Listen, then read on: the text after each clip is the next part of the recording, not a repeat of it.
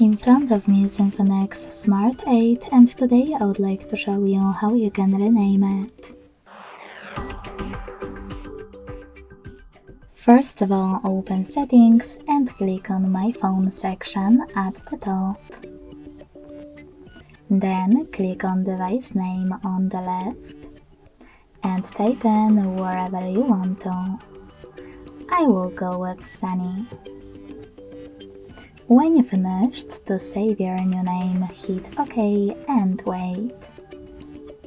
As you can see, after that, name of my INFINIX has changed.